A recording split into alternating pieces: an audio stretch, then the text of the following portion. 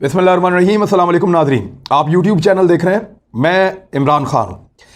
India बहुत बड़ी बड़ी बड़के मार के आया आलमी प्लेटफॉर्म के ऊपर, और नरेंद्र मोदी ने जाके अक़वाम मुत्तहिदा में बहुत बड़ी बड़ी बातें की। उन्होंने कहा कि समंदरों के ऊपर सबका हक होना चाहिए, समंदरों को ज़्यादा महफूज बनाया जाए।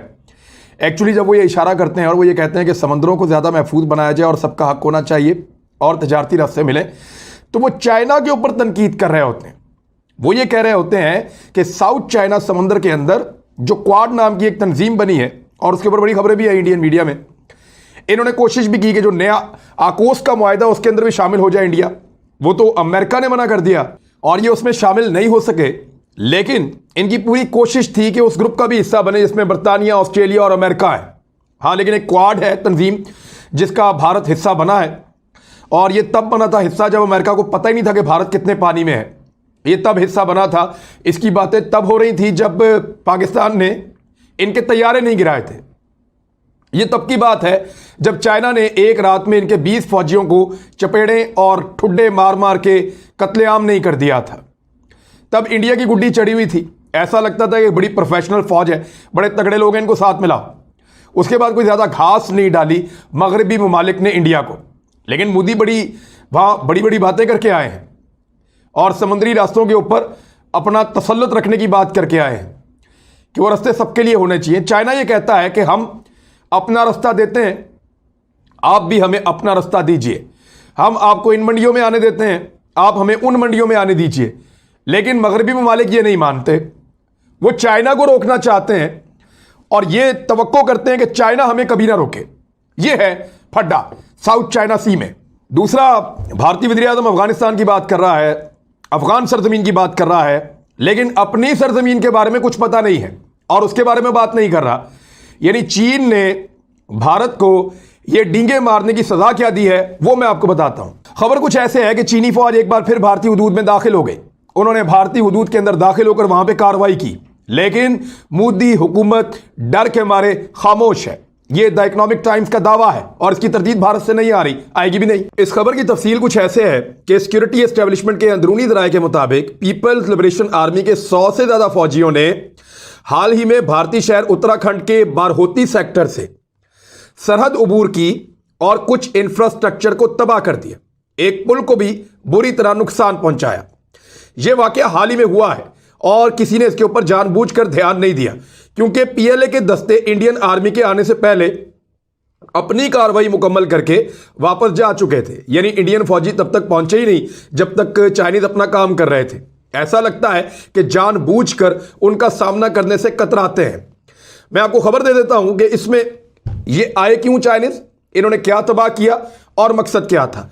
यहां भारत कुछ इंफ्रास्ट्रक्चर बना रहा था, कुछ ऐसी चीजें जो नुकसान पहुंचा सकती हैं चाइना को किसी भी लड़ाई की सूरत में। लिहाजा चाइना उन चीजों को हटाना चाहता था और चाइना ने 100 से ज्यादा फौजी 55 घोड़ों के ऊपर, यानी 55 घोड़े थे, बहुत सारे पैदल फौजी थे, ये 5 किलोमीटर से ज्यादा भारतीय सरहद के अंदर दाखिल हुए।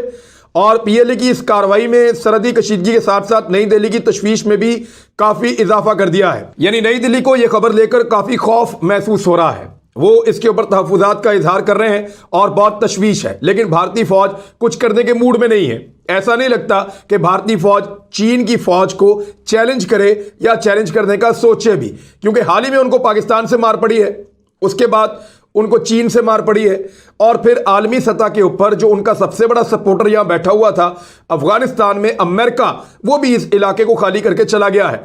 लिहाजा मोराल उतना बुलंद नहीं है भारतीय फौजियों का जो माजी में हुआ करता था।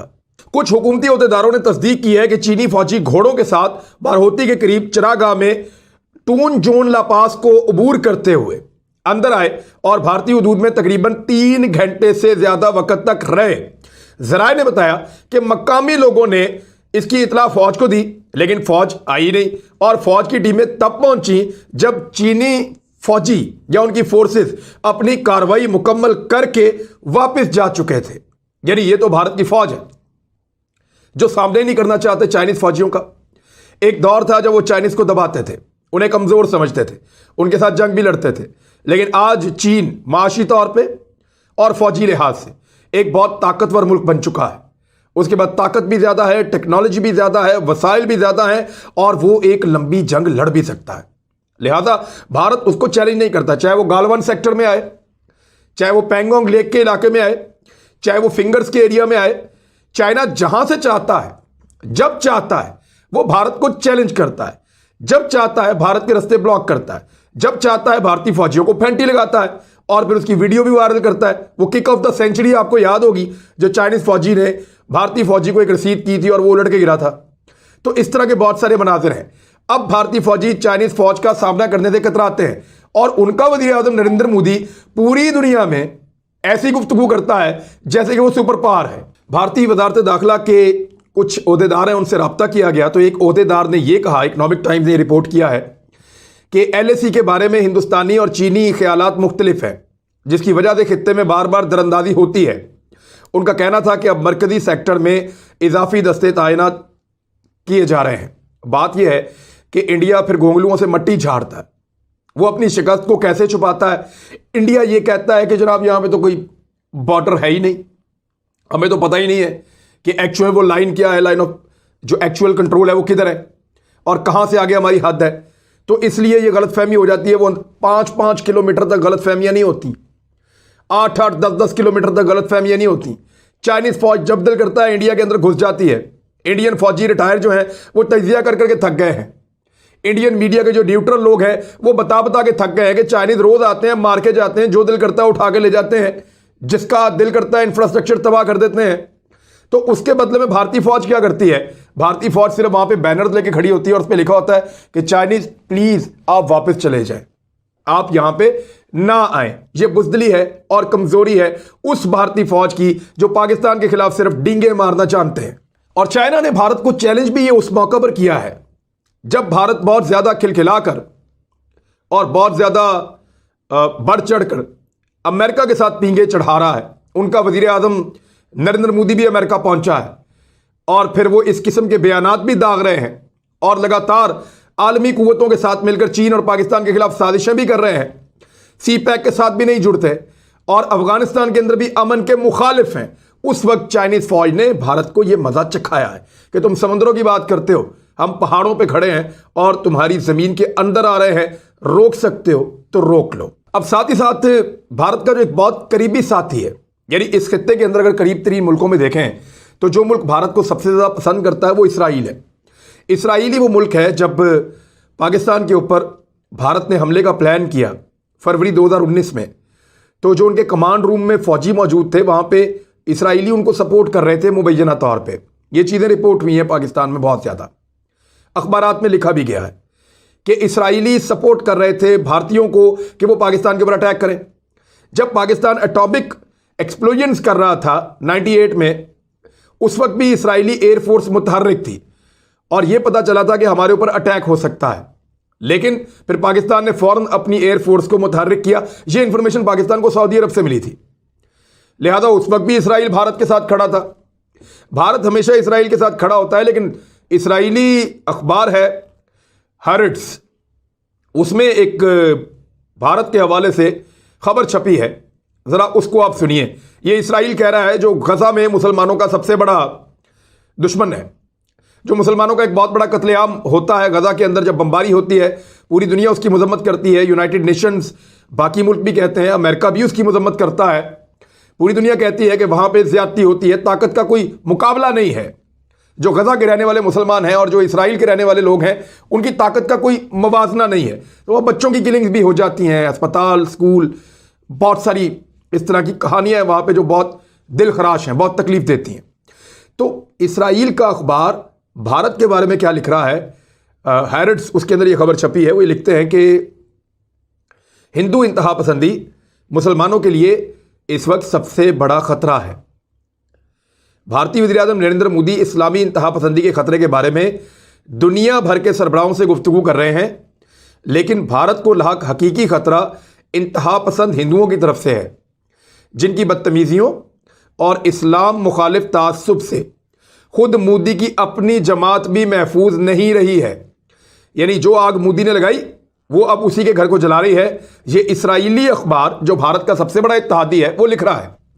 इसराइली अखबार लिखता है कि एक हफ्ता कबल शंघाई ताउन तंजीम के 9 रुकनी इजलास से खिताब में नरेंद्र मोदी ने अफगानिस्तान में तालिबान के बरसरे इक़्तिदार आने और इस्लामी इंतहा पसंदी बढ़ने के खतरे पर अपने तहफ़्फ़ुज़ात का इजहार किया था। वर्चुअल की गई इस तकरीर में उन्होंने चीन, रूस और वस्ती एशियाई और दीगर रुकन ममालिक से इंतहा पसंदी और दहशतगर्दी के खिलाफ मुत्तहिद होने पर जोर दिया था। अपनी तकरीर में भारत के इंतहा पसंद वज़ीर आज़म का कहना था, ये इसराइली अखबार लिख रहा है, हम नहीं कह रहे, कि मजहबी इंतहा पसंदी तारीखी तौर पर वस्ती एशियाई ममालिक की तरक्की की राह में रुकावट रही है। लेकिन इस बारे में बैनुल अक़वामी सिक्योरिटी तज्ज़ियाकारों का कहना है कि इस वक्त की तारीख में भारतीय मुसलमान दुनिया भर में होने वाली जहादी तहरीकों से दूर रहे हैं। यानी भारतीय मुसलमान जहादी तहरीकों के साथ नहीं जुड़े। भारतीय मुसलमानों ने ना ही 80 के अशरे में होने वाली सोवियत जंग में मुजाहिदीन का साथ दिया और ना ही तालिबान की अमारात में उनका कोई किरदार रहा। 2 अरब की आबादी रखने वाले मुल्क से दाइश में शामिल होने वाले भारतीयों की तादाद बमुश्किल 100 के करीब है और खिलाफत के 40,000 गैर मुल्की जंगजुओं में यह शरह 1% से भी कम है। मोदी के बयान के तनाजुर में देखा जाए तो भारत में हकीकत मोदी के बयान के बरक्स है। हिंदू इंतहा पसंद जमात बीजेपी से ताल्लुक़ रखने वाले नरेंद्र मोदी मुसलमानों को अपनी इंतखाबी मुहिम में मोहरे के तौर पर इस्तेमाल करते हैं। हकीकत तो यह है कि भारत में अक्सरियत हिंदू की दहशतगर्दी और इंतहा पसंदी अक़लियतों के लिए सबसे बड़ा ख़तरा है। बड़ी लंबी डिटेल है जो सारी दी हुई है। इसराइली अखबार ने मोदी को चित्रौल की है टका के, और यह बनती भी थी। तो अब उनके अपने इत्तेहादी, उनके अपने करीबी उनको फाशिस्ट कह रहे हैं। और यह क्यों हो रहा है, गौर करें। इमरान खान ने एक चाल चली थी, शायद आपको याद हो। उन्होंने कहा था कि मोदी आरएसएस नाजियों की तरह है। इसराइली इस बात को बहुत समझते हैं और उनको उस बात की बड़ी तकलीफ है आज तक कि जर्मन नाजियों ने उनको बहुत बड़ी तादाद में मारा था, और आज तक वो इस दिन को जो है वो याद करते हैं, इसके ऊपर जो है वो मजम्मत करते हैं आज तक। तो इमरान खान ने बड़ी होशियारी से इसको स्टडी करते हुए आरएसएस को, बीजेपी को, मोदी को नाजियों के साथ जोड़ दिया। और अब इसराइलियों को भी वो बात समझ आ रही है कि एग्जैक्टली ऐसे ही यहूदियों को मार पड़ती थी वहां पे जर्मनी में माजी में, जैसे यहां पे मार पड़ रही है मुसलमानों को इंडिया में। वो भी मजहब को निशाना लेके मारते थे, ये भी वैसे ही मारते हैं। हालांकि इसराइल और फलस्तीन का मामला एक अलग है, लेकिन इस मामले में आप देखेंगे इस नुक्ते ने कैसा काम किया कि इसराइली गले पड़ गए इंडिया के, और ये रफ्ता रफ्ता चीजें बढ़ेंगी, आप देखते जाइए। दूसरी जानिब अमेरिका के व्हाइट हाउस में और उनकी फौज के अंदर यानी पेंटागन के अंदर इख्तलाफात बहुत ज्यादा बढ़ गए। ये खबर हमने आपको लगभग 1 महीने से पहले दे दी थी, जब इनकलाब अमेरिकन कर रहे थे। उस वक्त हमने आपको बता दिया था कि ये अब ऊंट किस करवट बैठने वाला है और व्हाइट हाउस और पेंटागन में लड़ाई बढ़ जाएगी। मीडिया रिपोर्ट्स के मुताबिक कांग्रेस के सामने गवाही में अमेरिकी जनरल ने कहा कि उन्होंने 2500 अमेरिकी फौजी अफगानिस्तान में रखने की तजवीज़ दी थी, जबकि सदर बाइडन का कहना है कि सीनियर एडवाइज़र ने ऐसी कोई तजवीज़ दी नहीं थी। फौजी कह रहे हैं हम एडवाइस कर रहे थे कि जनाब वहाँ पे फौजी रखो, अभी अफगानिस्तान में इनखिला मुकम्मल ना करो। जो बाइडन ने कहा जी मुझे तो ऐसी कोई तजवीज़ दी नहीं गई। दोनों का इख्तलाफ हो गया। मीडिया रिपोर्ट्स के मुताबिक अमेरिकी सदर जो बाइडन का कहना था, मुझे याद नहीं कि किसी एडवाइज़र ने मुकम्मल फौजी इनखला के खिलाफ मुझे खबरदार किया हो। रिपब्लिकन सेनेटर जोश हाले ने सेनेट कमेटी में कहा कि सदर बाइडन ने अमेरिकी अवाम से झूठ बोला। सदर बाइडन ने फौजी अंदाजों से मुतालिक गलत बयानी की। इस हवाले से व्हाइट हाउस का कहना है कि सदर को अफगानिस्तान से मुतालिक मुनकसम राय मिली थी। यानी उन्होंने कहा जी कि बाद में वो भाग गए इससे भी। जब ये एलिगेशन आया कि फौज ने आपको कहा था कि बंदे ना निकालना वहां से अफगानिस्तान से, डिजास्टर हो जाएगा, चीज़ों को पहले मैनेज करें और कम से कम 2500 फौजी वहां पे आप रखें, तो उस पर जो बाइडन ने पहले तो कहा कि मुझे किसी ने कहा ही नहीं, लेकिन जब उसके ऊपर अटैक हुआ तो उसने कहा जी मुझे मुख्तलिफ राय दी गई थी, मुनकसम राय। यानी कोई कह रहा था रख लें, कोई कह रहा था निकाल लें, कोई कुछ कह रहा था, कोई कुछ कह रहा था। तो फिर जो बाइडन के सामने बहुत सारे ऑप्शन रखे गए थे। और ये तर्जुमान जो व्हाइट हाउस जैन साकी, उन्होंने कहा कि तजावीज़ से कता नजर फौजी इनखला सदर बाइडन का अपना फैसला था। बिलाखिर फैसला कमांडर इन चीफ का होता है, वो कौम के मफाद में फैसला करते हैं। सदर ने फैसला किया कि 20 साल की जंग खत्म करने का वक्त आन पहुंचा है। डेडलाइन के बाद भी अगर फौजी अफगानिस्तान में रहते तो इसका मतलब तालिबान से अमेरिका की एक और जंग होता। अब बात यह है कि जो जंग अमेरिका खुद भाग गया और तालिबान के साथ नहीं लड़ना चाहता, पीछे वो क्या चाह रहे हैं कि पाकिस्तान उनके लिए ये जंग लड़े, पाबंदियों की धमकियां देकर पाकिस्तान को डरा धमका के उस जंग में धकेलना चाह रहे हैं जिससे अमेरिका ने अपनी नस्लों को बचाया। और अपनी नस्लों को तो वो 7 समंदर पार रहते हैं, वहां तक तो तालिबान के पास कोई ऐसे हथियार भी नहीं है या ऐसे तैयारे भी नहीं है कि वहां पहुंच के जाके जंग करे अमेरिका के अंदर। और जिस दौर में अमेरिका में 9/11 का इंसिडेंट हुआ उसमें 70% से ज्यादा बंदे तो सऊदी अरब के थे। सऊदी अरब पे तो कर भी नहीं सकते, वैसे सारे मुसलमान इनको पड़ जाएंगे। लेकिन मामला यह है कि अमेरिका वो जंग जो खुद नहीं लड़ सका पाकिस्तान से क्यों लड़वाना चाहता है। तो पाकिस्तान का इस वक्त मफाद यही है कि वो जंग ना लड़ी जाए। पेंटागन और व्हाइट हाउस थोड़ा अरसा लड़ेंगे, आहिस्ता आहिस्ता इनके जख्म भर जाएंगे और फिर एक नई दुनिया एक नई तरीके से आगे बढ़ेगी। नजर रखेंगे, आपको भी बताएंगे। अब तक के लिए इतने, अपना ख्याल रखिएगा, अपने इस चैनल का भी। अल्लाह हाफिज़।